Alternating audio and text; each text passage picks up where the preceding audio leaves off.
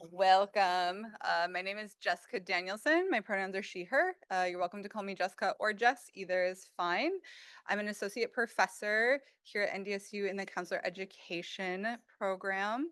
We're a master's and a doctoral only program. I'm also a licensed counselor here in North Dakota with a very small private practice. And today I'm going to talk to you about burnout and wellness. All right, so today, my hope is that you'll all have a working operational definition of burnout. You'll be able to identify some of the signs of burnout specifically related to academic settings. I'm also hoping that you'll be able to explore ways to foster wellness. So I have two caveats for you as we get started today. So the first is I'm legally blind. This is important for you to know because if you raise your hand, 10 out of 10, I'm probably not going to see it. And then you're going to probably feel offended about that. So I'm just going to set the tone right now that please, if you have a question, if you have a comment, just yell it out at me. I'm not going to be offended if it's interrupting me, if you're interrupting other people. We're all just going to accept uh, that that's what we're doing in here. We're just yelling things out. So please don't hesitate to yell things out. And then the other thing is I'm hoping to be interactive today and to get you started with that. We're gonna do an activity. Isn't that so fun? I'm clearly a counselor. Okay, so what I'm gonna do is I'm gonna come around and hand out a battery. A battery. If you want to see, you have this like guide on the PowerPoint to give you an idea of like the physical and the emotional pieces of what a low battery versus a high battery is, but also you know your battery better than this infograph. So judge your battery based off of that.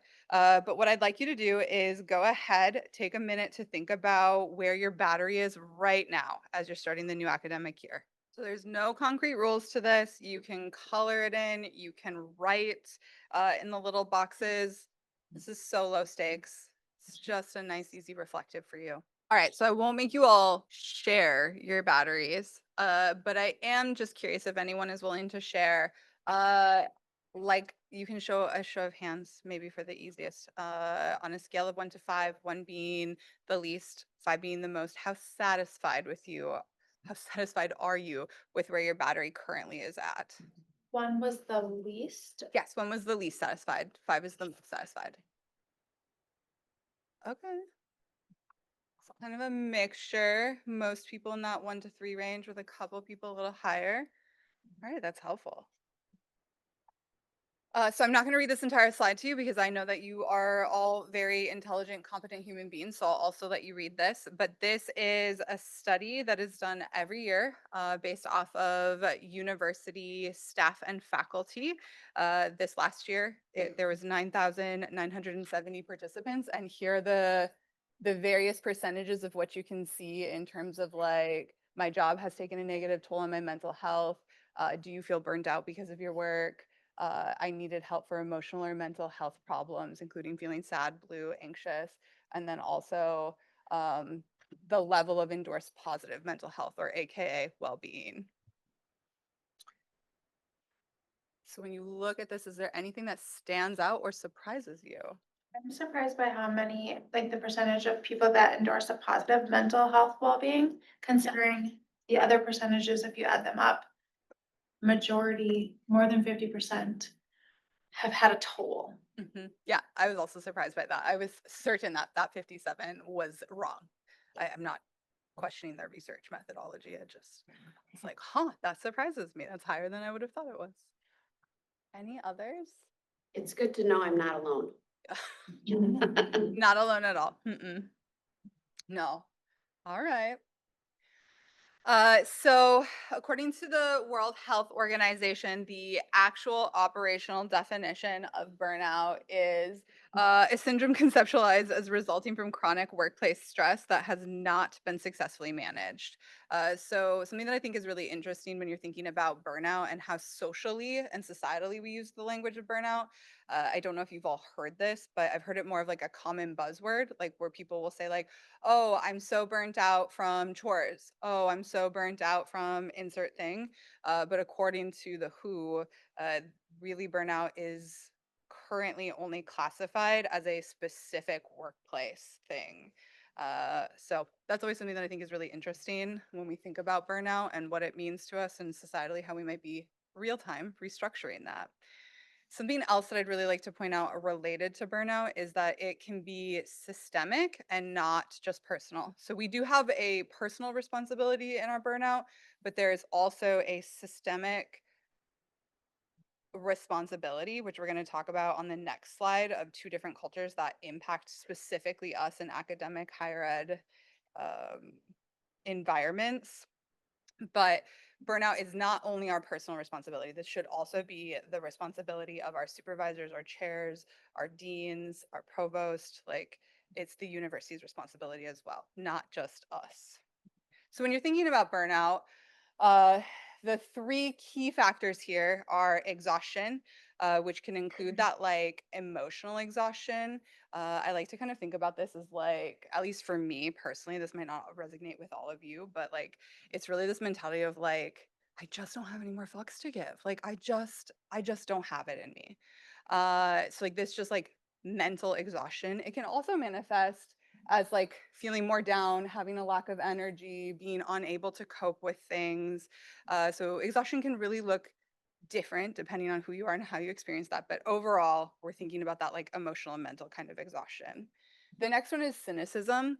So this is like more of a negative attitude towards things. So something in the last like year and a half on my own burnout journey, something that I've noticed is my cynicism is pretty high, and that I just like automatically assume the worst in people. I'll be like, well, of course you didn't do that. Why would you? It's my job.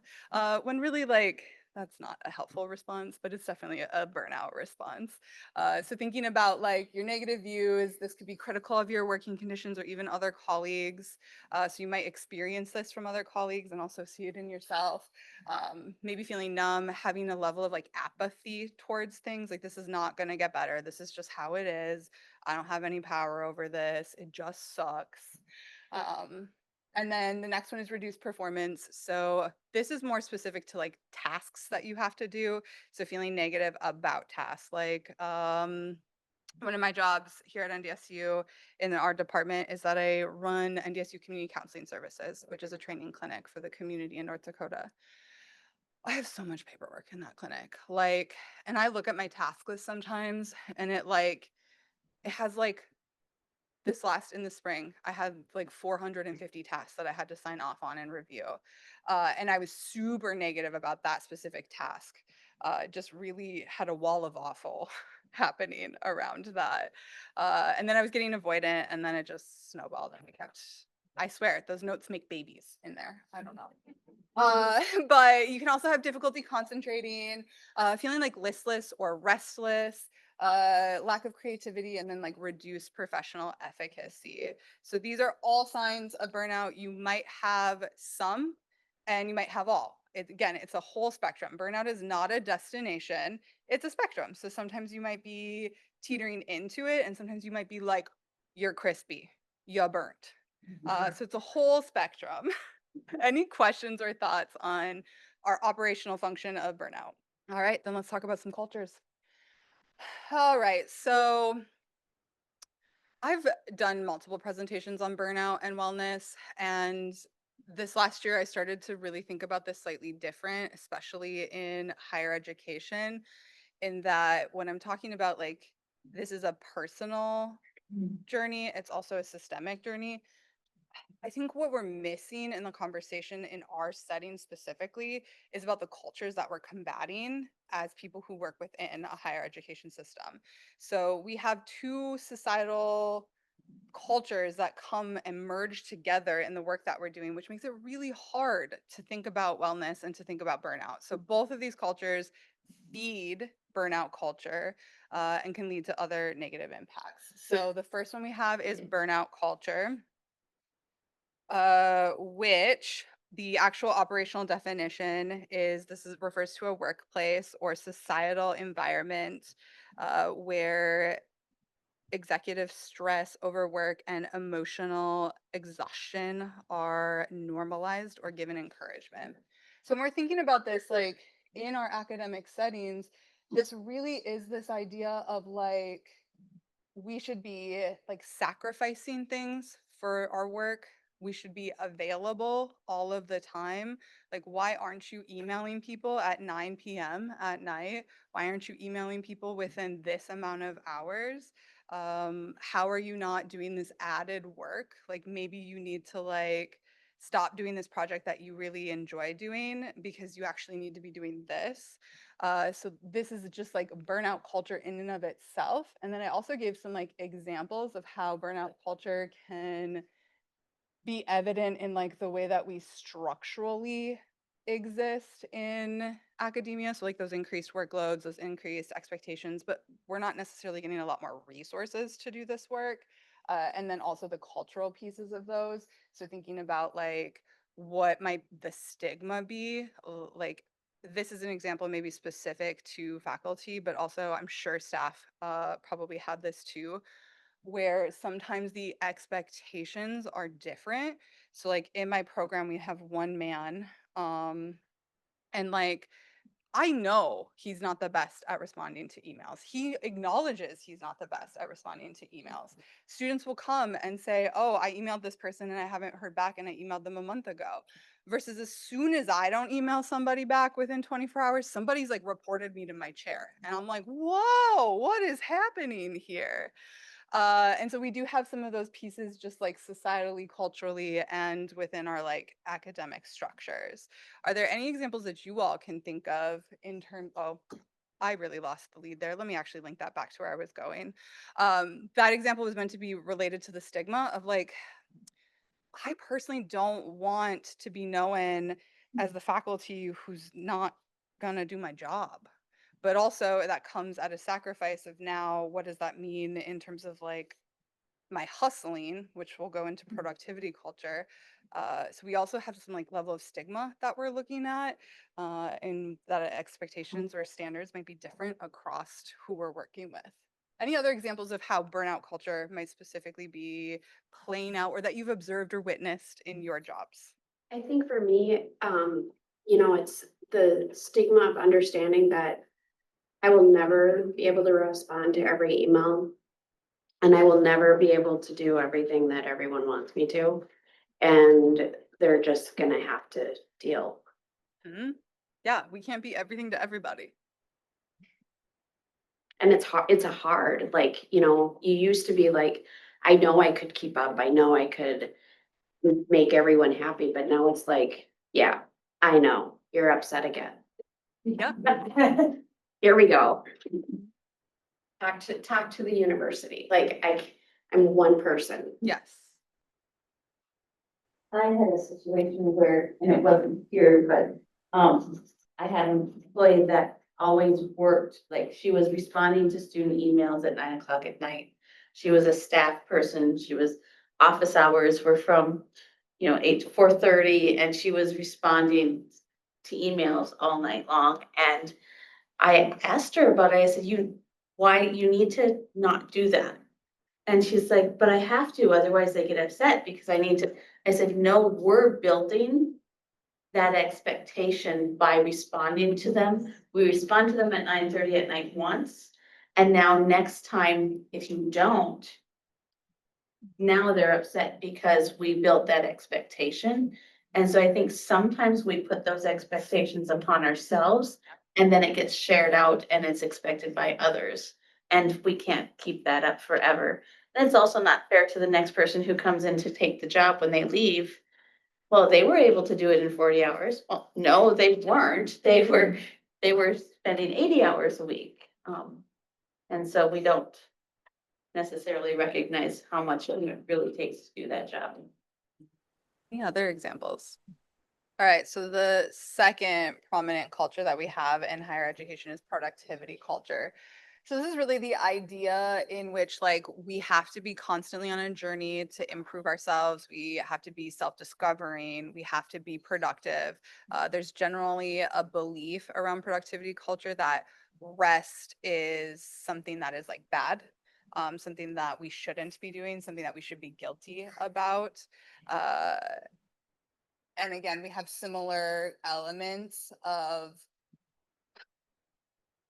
there can be healthy productivity. I don't want you to walk away and be like, oh, today somebody named Jessica told me that I shouldn't be productive. Like, that's just bad.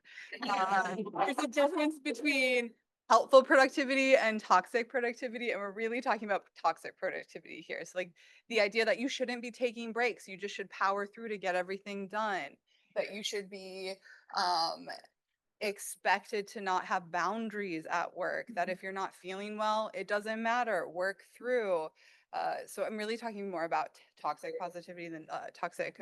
I do actually have a lot of thoughts about toxic positivity if you ever want to hear those. But toxic productivity is really what we're talking about versus like productivity can be helpful and is good for us, but not this productivity culture piece. So these, I'll talk more about this on the next slide too, but these are both related to decreased overall mental health wellness. And I had this cycle here. So there's like this cycle of like, you're overworking, you're doing too much. Maybe that's because you feel pressured to, maybe that's because your job is set up that way. Either way, you're doing all the things, you're overworking. And now you're getting yourself into this place where you're starting to feel a lot of chronic stress. So that can manifest emotionally, like those things that we talked about in terms of exhaustion, criticism, decreased performance, but it can also manifest physically. And I found just like as a human myself, and also as somebody who works with clients who are struggling with chronic stress, that's usually where people notice it versus like the emotional or mental side of it. It's really easy for us to talk ourselves out of that versus the physical is where a lot of people might feel it. So things like having sweaty hands, tense muscles, literally feeling exhausted, difficulty sleeping, decreased or increased appetite, GI issues. So there's a lot of different ways that like chronic stress can manifest physically in our bodies, and that's oftentimes where people maybe experience it more consciously. And then we lead to burnout. So then the actual burnout cycle is that we had this like high motivation, like, no, no, no, I'm gonna get it today. My to-do list has 7 things on it. I'm gonna do 8. I'm ready. And so you got that high motivation, you're in it. And then all of a sudden you're overworking, like, oh yeah, I'm gonna respond to emails while I listen to this like CEU opportunity. And then I'm also just gonna like be over here making a PowerPoint real quick. And so you're doing like all this overworking because you're highly motivated. And then all of a sudden you're starting to experience those physical and emotional exhaustion pieces. Like, wow, I'm like tired. I don't know if I can keep doing this. Like, I don't have any more bandwidth for your dumb question today. And then all of a sudden you experience that reduced productivity. So now you're not doing much. You're like, oh, I have 5 things on my to-do list. I got 0.5 done today. That's what I did today. And now you're feeling guilt. Like, I'm not being the employee that I want to be. I'm not being a good colleague. I'm not showing up for students the way that I want to. Like now you're getting into this place of guilt. And then bam, now you're back into the burnout cycle. Yeah. Quick comment. So I decided to come here because I'm a department chair and I'm always worried about my faculty burning out and everything. And what I find disturbing is that I think this is me. Yeah. This is super normal. Yeah. But I was just thinking about how sometimes I'll do stuff so that they don't have to because they already have too much. And then I get resentful because I'm doing this stuff. That is the most beautiful example of burnout. Yes. Resentment. That is my personal best friend for burnout. Anyway, I'm just sitting here going, oh crap. This is not Yes, good. and it's a sneaky cycle. Like your cycles might not match exactly my examples or even how I experience burnout, but likely you can see how these like cycles are playing out in a lot of our roles. Any other thoughts, comments before I move on and we transition into almost wellness? All right. So just in case you're still like sitting here really thinking like, Jessica, but why do we care about burnout? Like this is just the normal. Welcome to higher ed. Well, this is why we should care about burnout. It really does increase our risk of diagnosable mental health conditions. So I'm talking about things like generalized anxiety disorder, major depressive disorder. Sometimes we'll see people where this can manifest as untreated PTSD. There's a whole slew of diagnostic things that can actually come up from unmanaged chronic stress and burnout. So that's number one, is you don't want to add more problems to your already full plate. It also creates a reduction in our creativity, which has a direct role in our overall wellness, satisfaction, and even just like our productivity. Like the more space we have to be creative, usually the like more joy we feel in our jobs. So when we have a decrease in that, that's a big problem. It also decreases our motivation, as well as increases our procrastination. It creates this sense of isolation from others. So when you're really burnt out, whether that be because you're just genuinely exhausted, or maybe you're teeting into more of those cynical places where you like just genuinely don't like your coworkers, or you're resentful towards them, or like you're just like, you're the problem, so I'm not going to see you, like whatever that is. Like isolation can mean a lot of things. Clearly I don't isolate because I don't not like my coworkers. um so then I gave some examples specific to professors. So you can see decrease in career satisfaction, decrease in your physical, mental wellness, impaired teaching and research performance.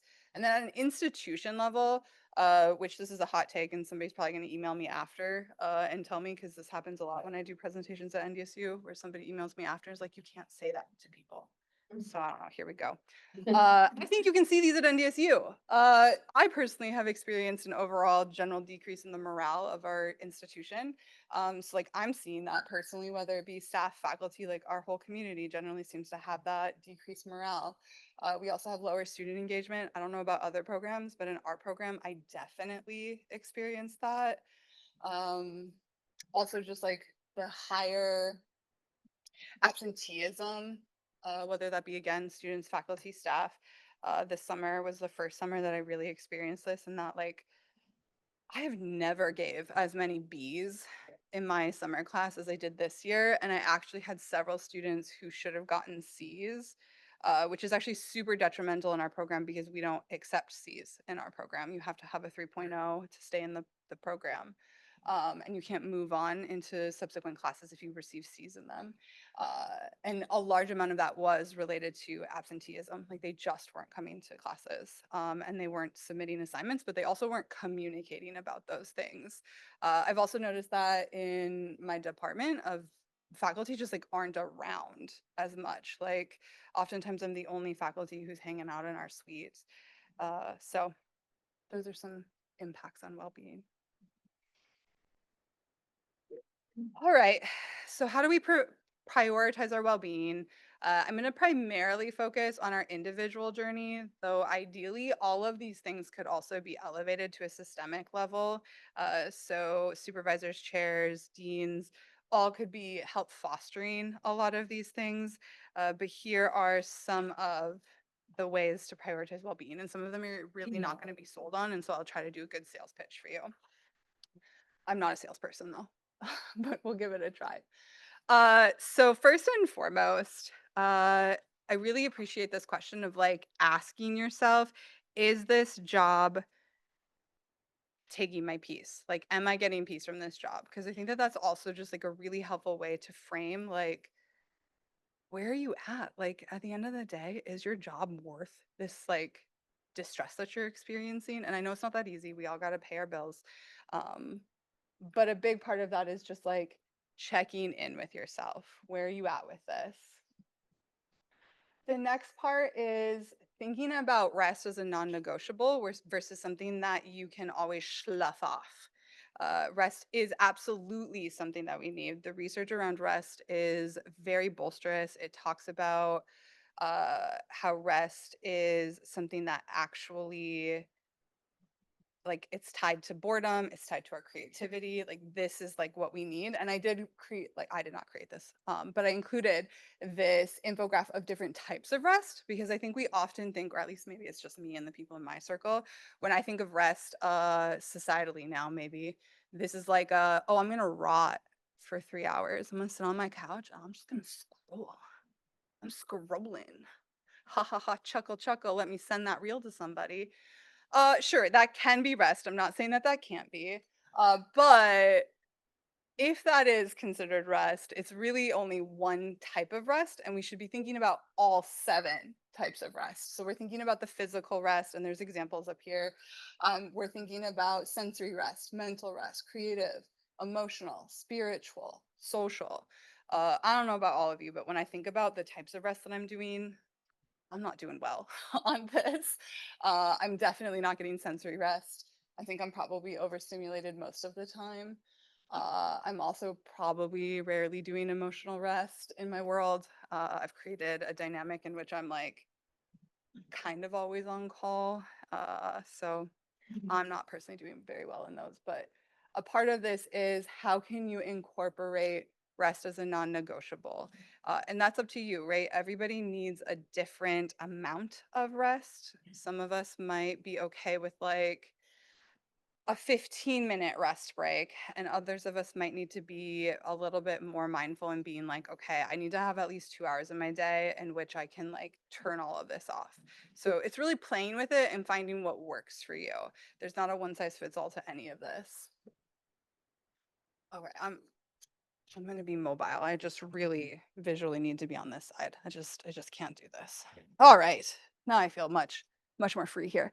All right. So the next thing is actually kind of tedious. This works for some people. Again, it doesn't work for everybody, but time tracking so you can see how much overload you are or are not having. This can actually just be a really helpful assessment tool. Again, I don't know about all of you, but like when I go through my day-to-day life, I don't really think about what I'm doing. I'm just going through the motions. I'm just doing the things.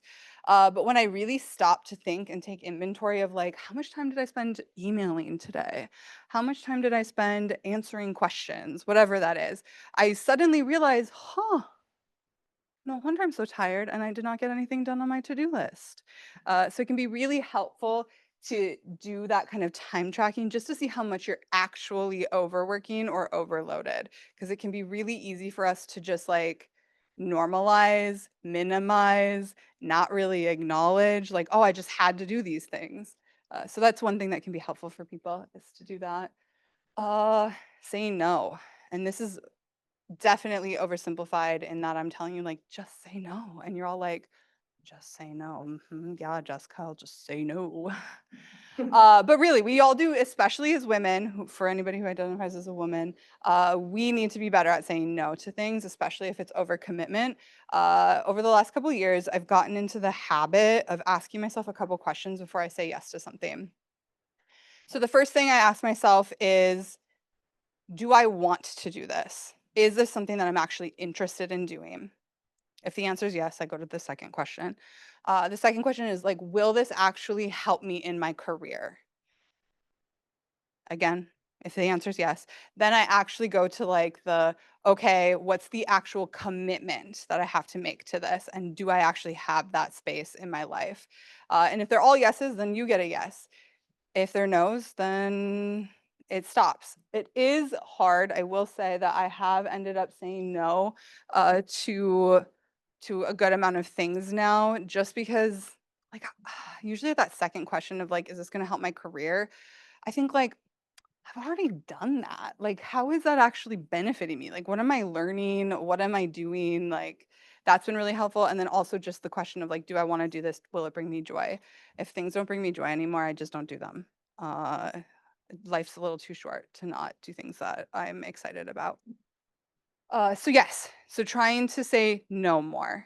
And there are some power dynamics there that we probably need to be mindful of. And also, productivity culture and burnout culture are telling us that it's hard to say no. So trying to check in with like, is this actually something that I can say no to? Or is this productivity and burnout culture telling me that like I should feel guilty for saying no, that I need to sacrifice this to get further? So really kind of challenging the spaces in which we can and can't say no to. The next one is setting boundaries. So this is something as a counselor I talk a lot about. I don't think societally we talk enough about the different types of boundaries. We often talk about boundaries in terms of like sexual boundaries. People always know what those are and have a context for that. Sometimes people have a context for like physical boundaries. So like how you want to be like touched. So, like, are you okay with hugs? Are you okay with handshakes? Those types of things. But there's actually a lot more types of boundaries than that. So we have physical, intellectual, emotional, material, and time boundaries. I did not add sexual because it didn't actually seem relevant to this, but you know sexual is one of them. That's also a different PowerPoint somewhere probably. But thinking about what are your boundaries with these? And they can be different. So when I think about material boundaries, I don't know why I use this example all the time, but I do. So I think about borrowing books to people. So I have all these counseling books. Students will ask me to borrow them, and inevitably I ebb and flow between like very loose, like very loosey goosey boundaries where I'm like, everybody can borrow my books. Here you go. Here you go. And then ultimately I never see them again, and then I have to rebuy books, and then I'm, like, a little bit grouchy, and then suddenly people are like, "Hey, can I borrow your book?" And I'm like, "No, you can't borrow my book." Uh, and so now I have, like, a very rigid boundary with my books, and then I'm really selective, like, sometimes I'm like, "Ooh, you seem like a trustworthy person, yeah, you can borrow my book," and then other people are like, "I don't think you're trustworthy, you seem like somebody who's gonna lose this in your trunk and spill coffee on it." That's a no for me. So thinking about your actual like material boundaries, so anything in your possession. So this can be money, it can be um, office supplies, whatever that is, material items. Time boundaries are how you're spending your time. So a good example of this is not work related, but hopefully will land with everybody because it's pretty universal. Most of us have that one friend or that one family member where we really love them. We really like them a lot. They're a great time. And if we spend more than like 2 hours with them, we actually become maybe a little homicidal. We're like, I can't do this with you. Like we might go at it. So this is like a good example of how we're spending our time. So do you want to be doing something like maybe this person you can only see once a month for 2 hours and that's just the boundary versus other people you might be able to see every single day and it's not a big deal at all. So think about how we're spending our time. We can set boundaries around time things. So this can be work related in terms of like how much time are you spending doing this task. So I've started to set boundaries around my emailing where I only email. I'm trying. It's actually, I'm kind of losing. So if I'm being really honest, like this isn't going well for me. But I'm trying, where I'm trying to say I'm only going to send emails between this hour and this hour and then this hour and this hour. Because otherwise I just like, I don't know, I could spend all day emailing, I'm pretty sure. So I'm trying to set better time boundaries around email specifically for me. We also have emotional. So thinking about, I'm actually going to put emotional and intellectual together real quick because I think it'll just be easier in time. Um, so this is like thinking about like specific things in which you have boundaries around where like you might not want to share personal things with coworkers. Or some coworkers you might be okay sharing personal things, or there might be certain topics that are just off the table intellectually that you don't want to talk about with certain people or all people. So like I think about things like religion, politics. Those are often ones that you might have boundaries around of like, I'm just not okay talking about that with you. So those can be helpful. Who knows where that went? It's gone forever. Oh, all right. Okay. Because I pointed it out, I was like, just kidding. It's really doing a cat thing on me. Uh, so the whole point is like start to think about what your boundaries are because it is actually 100% your job to maintain those boundaries, not somebody else's. And so what's acceptable and what's not? That's really what you're thinking about when you're thinking about these different types of boundaries. Next is practicing self-compassion. If you're interested in self-compassion work, Kristen Neff is a great person to get started. She has a couple books out. She has a great website that has different meditations on it. Tara Brach, Brach, is also a good person to look at some self-compassion work. So that's my plug. We're not going to focus on that. I think a lot of people talk about self-compassion these days. Talking to somebody you trust, so like reaching out. Remember, part of the burnout, part of these like unhealthy cultures that we're stuck in tell us to isolate. So reach out. I promise you're going to feel like marginally better. It's not the total answer, but like marginally. You're going to feel better if you talk to somebody that you trust. Um, Finding ways to celebrate small wins. In our work, oftentimes we have really big tasks. Like we're really just marathoning out here. Like I don't remember the last time I got a task done in just like one sitting. Usually there's lots of parts that we're doing, lots of steps that we're doing. So finding ways to actually celebrate the small wins. So like if I Like I was working recently on our new student orientation schedule, and so I have to like coordinate everybody, gotta get all the emails, gotta make the folders, gotta get the background checks, like whatever. I was so jazzed when I got those folders done. I was like in my office, just like, got the folders done. That was real footage of what I looked like in my office. I wish I was not. I wish I was kidding, but I'm not. But I was so jazzed to get the folders done because I was like, yes, I get to get all these materials out of my office now. Like I've already done all this printing. Like this is gonna be great. So finding ways to celebrate the small wins and focusing on what you can control, essentially. So like I can't control that none of my other faculty are like responding to my emails about new student orientation, but I can control that those folders are ready. Like students will be welcomed and they will have a folder. So that's helpful. Reevaluating your path occasionally. So like, is this something that actually aligns with your values? Like, what are your core values? So my core values are curiosity, creativity, connection. I'm missing something, integrity. And so I'm often thinking about like, how can I get these things met through my job? Because we spend a lot of time in our jobs. So if they're not aligned with our values, that can create a lot of distress and incongruence. And then thinking about your actual wellness needs. So this is based off of a wellness wheel, which I'm sure most of you have seen, but sometimes you'll see different components of the wellness wheel. But generally, these are the ones that are included on it. But thinking about like on a scale of 1 to 5 or 1 to 10, whatever your vibe is, clearly I'm a counselor. Like how are you feeling in these areas? So that way you can start to pour a little bit more energy into that. So me personally, right now, my physical and my emotional areas are probably a little bit lower than my like intellectual, social, and environmental. I actually just redid my office this summer and it is absolutely my favorite place to be right now. I have a freaking forest in there. It's great. I'm winning. My environmental is a 10 right now. My physical is like a 3. So that's a place that I need to be. So like evaluating those wellness pieces and like how can you create small goals? I'm not talking about marathoning here. Like currently I'm just trying to walk 10 minutes every like 4 hours in my day. All right. So we have a few minutes left for questions, but really I just want to give you some final reminders. Productivity is a tool. It's not an identity. So I am not my productivity. I'm actually like a cat companion. I'm a plant person. Like I have so many other identities and productivity is not one of them.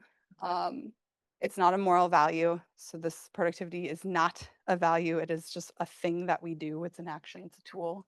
Slowing down is not failure. It's actually essential if we want to be productive, even though it might feel counterintuitive. And then also a nice little equation. I'm not a math person, but sometimes counselors like to pretend like we're math people with words.